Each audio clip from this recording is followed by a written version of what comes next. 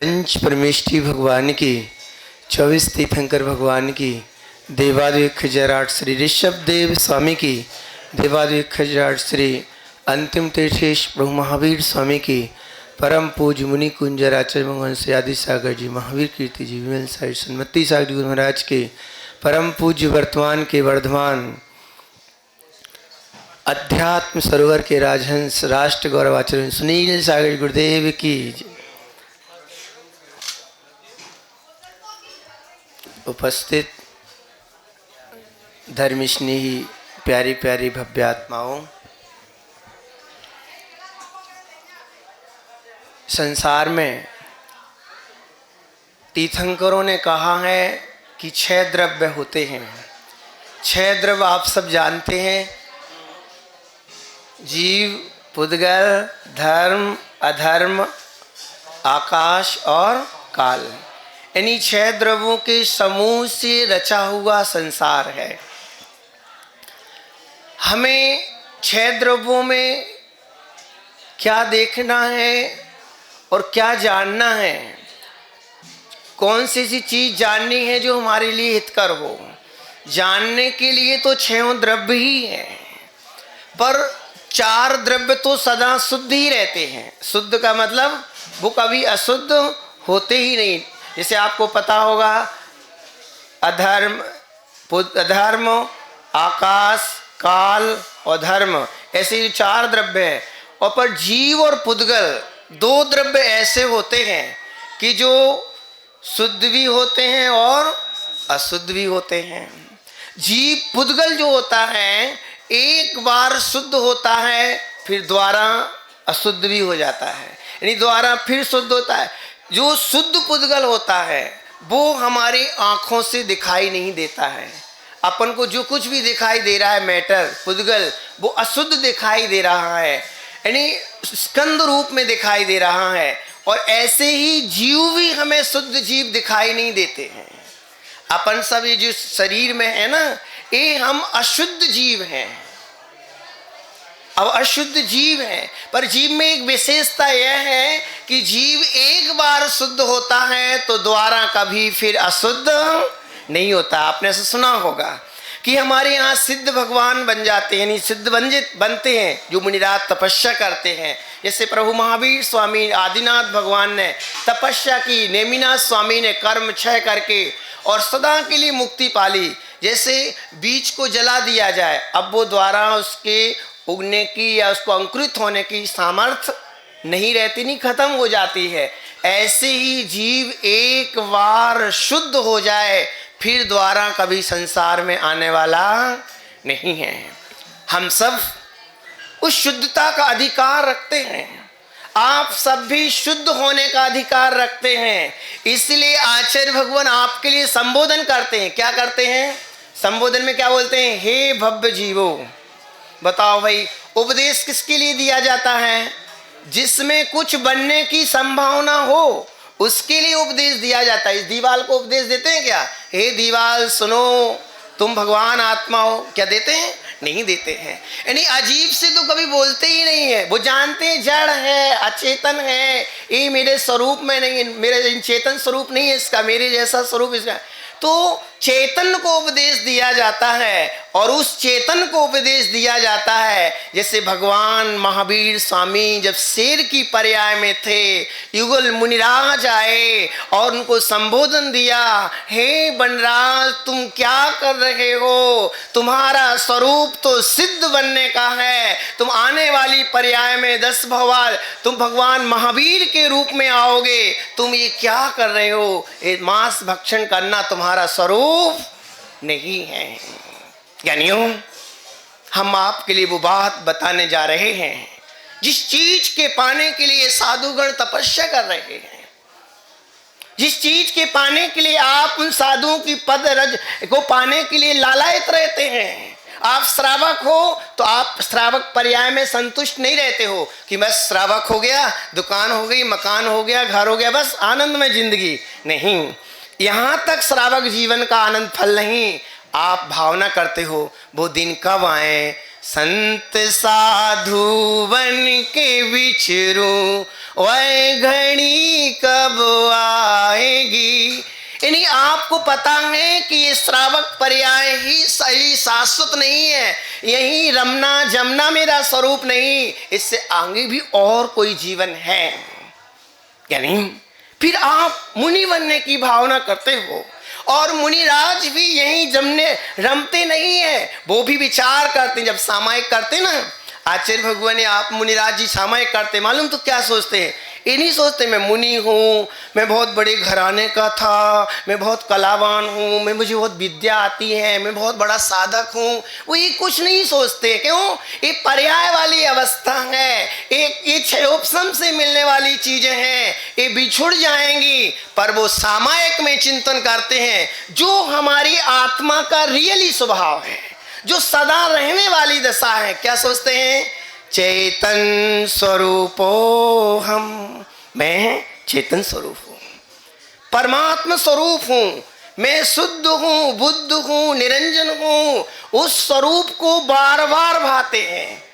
ध्यान रखना, आप जैसी भावना करोगे आपका जीवन वैसा वैसा बनता चला जाएगा। आप भी देख लो अपने जीवन में, आप कभी क्रोध करते हो तो आपको क्रोध करने वाले व्यक्ति को क्या कहते हैं लोग? भली वो अंगूठा छाप हो तो भी क्या कहेगा? ये बहुत क्रोधी व्यक्ति है। यानी क्रोधी व्यक्ति को क्रोधी से पुकारा जाता है। माया करने वाले व्यक्ति को मायाचारी के साथ पुकारा जाता है, मायावी व्यक्ति है। अहंकार करने वाले को अहंकारी की संज्ञा दी जाती है। क्यों? ये जो जीव जैसे भाव कर रहा है उस समय वो वैसा हो गया। ज्ञानियों, परिणमंजेन दब्बम, आचार्य भगवान यहाँ हमारे ग्रंथ में प्रवचन सार, एक बहुत सुंदर ग्रंथ है, कुंद स्वामी का रचा हुआ ग्रंथ। आचार्य भगवान को वो ग्रंथ उनके पंच परमागम बोलते हैं, पूरे कंठस्थ हैं। समय सार जो जैन दर्शन का, अध्यात्म का उच्च कोटि का ज्ञान है उसमें। श्रीमद रायचंद जी आपको सुना होगा यहाँ, तो श्रीमद जी ने जिनने समय सार में जीवन जिया और कुंद स्वामी ने उस समय सार ग्रंथ की रचना की। तो उस प्रवचन सार में ग्रंथ में कहा है, द्रव्य जैसा परिणमन करता है वो उस समय वैसा बन जाता है। आप विश्वास नहीं मानो, जब आप खुद ही अनुभव करो, जब मन में विकार होते हैं तो आप अपने अंदर कैसी फीलिंग करते हैं? बोलो। जब आप प्रभु की भक्ति में रमे होते हैं तो आप अपने आप में कैसा अनुभव करते हैं? गदगद का अनुभव होता है, एक स्फूर्त, एक रोम रोम कंपित पुलकित होते हैं। और जब आप शुद्ध भावना में रमे होते हैं तो आप शुद्धता का अनुभव करते हो। यानी हमें वही कला सीखनी है। विभाव तो हम करते आए, इनकी बुराई उनकी बुराई, ये कसाय वो कसाय, राग द्वेष, मुख चढ़ाना, कसाय करना, ये तो हमें बहुत जन्म से मिला है। ये सब कुछ जो हमारा नहीं है वो हम जन्म से सीख रहे, कर रहे हैं, अनुभव में ले रहे हैं। बताओ, गंदे काम करना हमारा स्वरूप नहीं, फिर भी जन्म से वही कर रहे हैं। पर जो हमें करना चाहिए वो आज तक नहीं किया। तो आचार्य भगवान भी कहते हैं कि सिद्ध जब बनोगे तब बन जाना। सिद्ध बनना ना अपन सबको, क्योंकि हमारी शुद्धता पर अधिकार है। उस शुद्धता को मुझे पाना है, अपनी आत्मा को शुद्ध करना है। तो सिद्ध तुम जब बनोगे तब बन जाना। पर अभी उस शुद्ध स्वरूप की भावना करो, मैं शुद्ध हूँ, चिन्मय हूँ, चेतन स्वभावी हूँ। अब बताओ, इस चिन्मय चेतन स्वभावी भावना में यहाँ कहाँ है कि मैं इस पंथ का हूँ, कि इस पंथ का हूँ, कि मैं इस संप्रदाय का हूँ, कि मैं इस संप्रदाय का हूँ, कि मैं मनुष्य हूँ, कि मैं स्त्री हूँ, कि पुरुष हूँ, कि मैं त्रेंच हूँ, मैं गरीब हूँ, अमीर हूँ? ऐसी कोई भावना यहाँ कहाँ दिखाई दे रही है? शुद्ध भावना में ये सब कुछ नहीं। जो निरंतर भावना में लीन रहते हैं, शुद्ध भावना में, आप कभी देखा होगा हर एक चर्या करते समय सिद्धों को याद करते हैं मुनिजन। चाहे आहार ले रहे हो तो भी पहले भगवान को ध्यान करते हैं, चाहे कभी विहार कर रहे हो, चाहे कोई भी आवश्यक कर रहे हो, कैसे भी, तो सब हर समय अपने शुद्ध स्वरूप का याद करते हैं कि मेरा स्वरूप क्या है। ज्ञानियों, अपने उस स्वरूप को स्मरण में लेना है। उस स्वरूप की प्राप्ति के लिए, यानी चेतन स्वरूप की प्राप्ति के लिए हमें ये बाहर का व्रत भी लेना होता है। जैसे अपन अहिंसा व्रत धारण करें, अहिंसा, सत्य, अचौर्य, ब्रह्मचर्य, अपरिग्रह, ये मुनिराज आचार्य भगवान इन 5 महाव्रतों को जीते हैं। आप गृहस्थी में नहीं पूरा जीवन जी पाते हैं, क्योंकि आप गृहस्थी हो, आपको भोजन के बगैर आपका जीवन अधूरा है। आप पानी नहीं भरोगे तो आप नहाओगे कैसे, आपने जीवन की क्रिया कैसे शुरू करोगे? तो आपको भोजन बनाना, पानी उठाना, छानना, कुछ भी करना, झाड़ू लगाना, घर बनाना, ये आरंभ होगा ही होगा। तो आपके लिए अणुव्रत का प्रावधान रखा है तीर्थंकरों ने कि आप मोक्ष नहीं जा पा रहे तो अणुव्रतों की पालना करो। इसमें भी अणुव्रतों की पालना के साथ आप विभावों से दूर होने की कोशिश में रहो कि मेरा स्वरूप नहीं। अब फिर महाव्रतों की ओर चलो, जो आचार्य भगवान पालन कर रहे, मुनिजन करते हैं, जिसमें संपूर्ण रूप से हिंसा का त्याग होता है। अहिंसा महाव्रत, जहां अग्नि भी नहीं अपने हाथ से जलाते हैं, फूंकते भी नहीं है, और कोई चीज यानी जहां जीवों की विराध ना हो, झाड़ू भी नहीं लगाते हैं, कपड़े तो है ही नहीं धोने का, कुछ चीज अनुमोदना भी नहीं कहते। यानी जिन चीजों में सूक्ष्म जीवों की विराधना है वो क्रिया का सर्वथा त्याग हो चुका है। इसलिए बोलते अहिंसा महाव्रत, अहिंसत्व महाव्रत, किसी रूप से किसी को तकलीफ नहीं देना। अपरिग्रह ब्रह्मचर्य महाव्रत, सबके प्रति, माँ बहन के प्रति, जैसे अपनी आत्मा है वैसी भी दूसरे की आत्मा है। ये कर्मों के उदय में अलग अलग देह की रचना हुई है। ये वेद का मेरी आत्मा का स्वरूप नहीं, ये पुरुष वेद है, सामने वाले का स्त्री वेद है, ये आत्मा का स्वरूप नहीं। ऐसे तत्व चिंतन के बल से वो निर्विकार बने रहते हैं, ब्रह्म स्वरूप की आराधना करते हैं। और फिर अपरिग्रह, जहां आत्मा के अलावा दूसरी चीज की जिसको चाहना नहीं। यानी आत्म तत्व इतना सुंदर है, इतना परिपूर्ण है, जहां बाहर की चीज की कोई आवश्यकता ही नहीं। आप अपने पास 1 रुपया रख लो, फिर आप अपन जाएंगे इस पर्यायशिला, साथ में ले जाएंगे क्या? नहीं ले जा सकते। आप खूब अच्छे आभूषण रख लो कि मैं साथ में ले जाऊंगा, तो भी नहीं ले जा सकते हो। आप कपड़े भी रख लो तो भी नहीं ले जा सकते हो। बड़ी मेहनत से, बड़े प्रेम से तुमने दुनिया की चीजें कमाई, तो भी नहीं ले जा सकते हो। ज्ञानियों, वस्तु व्यवस्था ही ऐसी है कि हम अपनी आत्मा के अलावा दूसरी चीज का कभी ग्रहण उनको ले ही नहीं सकते, दूसरी वस्तु को हम ग्रहण ही नहीं कर सकते। अब बात यहाँ ये संकट में आ गई अपनी कि हम दूसरी वस्तु को ले नहीं सकते, फिर हम लेने की कोशिश क्यों करते हैं? यहाँ अज्ञान है। क्या है? अज्ञानता है। वो गुरुजन हमें वो ज्ञान देंगे, वो संबोधन देंगे कि तुम क्यों व्यर्थ में, अपने आप में परिपूर्ण स्वभाव तुम्हारा है, परमाणु मात्र भी तुम्हारे में आने वाला नहीं। ज्ञानियों, जिस के ध्यान से तुम प्रभु होगे वो तुम्हारे पास ही है। किसके पास है? जिसके ध्यान से प्रभु महावीर बने वो उनके पास ही था। प्रभु महावीर ने सुनना कभी परद्रव्य का चिंतन नहीं किया। महावीर स्वामी ने ये सोचा नहीं, ये चिंतन नहीं किया था मैं बहुत बड़े राजा का एक बेटा हूँ और मैं नंद्यावर्त महल मेरा था, मेरी त्रिशला माँ मेरी माँ थी, बहुत मैं तीर्थंकर हूँ, ऐसा कुछ भी नहीं सोचा था। सोचा था क्या? 12 साल की साधना में प्रभु महावीर ने जो सोचा, अहमिको खलु शुद्धो दंसरण वीणाण मयो रवियत मज्ज किंचवी अन्नम परमाणु मित्तम पी। मैं ज्ञान दर्शन से संपन्न हूँ। उनको माता पिता भी मिले थे, उनको बड़ा भवन भी मिला था, तीर्थंकर जैसा पद भी उनके पास था, पर उसको उनने कभी भी स्वप्न में ये नहीं कहा कि ये मैं हूँ। वो तो एक ही चिंतन में रहे।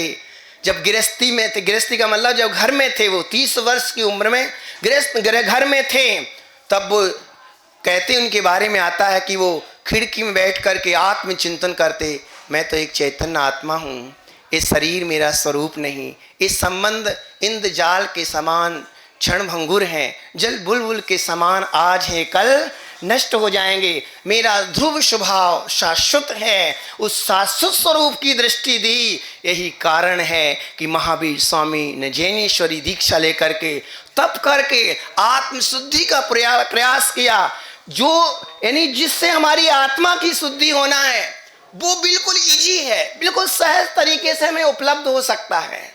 और पर वही चीज हमारे लिए आज कठिन बनी हुई है। आश्चर्य इस बात पर है। बताओ भाई, अपन से किसी से कोई कहे 1 घंटे सामायिक करना है अच्छे से, 1 घंटे में आजू बाजू सब देख लेंगे, अपन मन नहीं लगता है। अभी क्या भगवान का दर्शन अच्छे से करना है तो भगवान के दर्शन में आजू बाजू के लोगों को भी सैकड़ों बार देख लेंगे।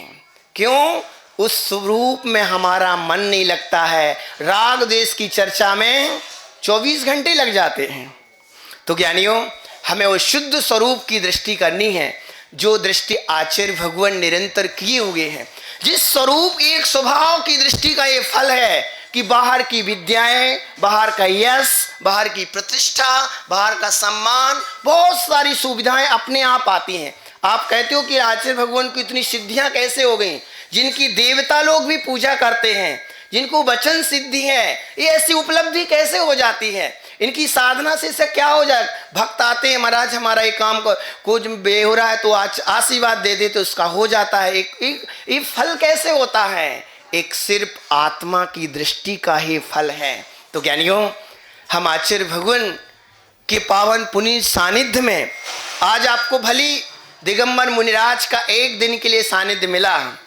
आप भी इस विषय में सौभाग्यशाली हो। कई लोग ऐसे भी होंगे जो यहाँ आते ही दूर चले गए होंगे, कई लोग नहीं आ पाए होंगे, पर आप लोग के अंदर वो जिज्ञासा पैदा हुई कि ऐसे दिगंबर भगवान महावीर स्वामी, महाश्रवण महावीर स्वामी के लघुनंदन आज हमारे गांव में पधारे हैं, चलो उनके मंगलमय वचनों को सुनेंगे।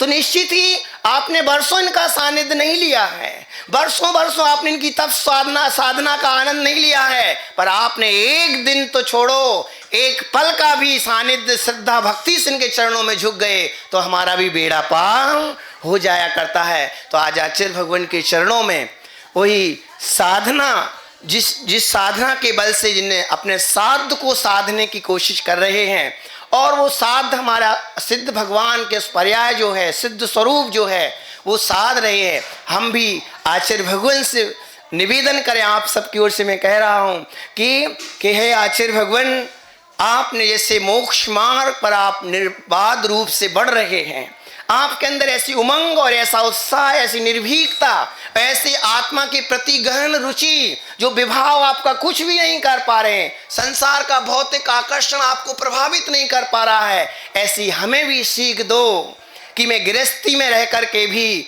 अपना सिद्ध स्वरूप का लक्ष्य बनाऊं और गृहस्थी से कब निकल जाऊं और एक दिन सिद्ध अवस्था की प्राप्ति करूं। ऐसा उत्साह हमारे जीवन में भी बने, ऐसा मंगल आशीर्वाद दें। मंगल भावना से अर्जुन सुनील सागर गुरुदेव की जय। नमो।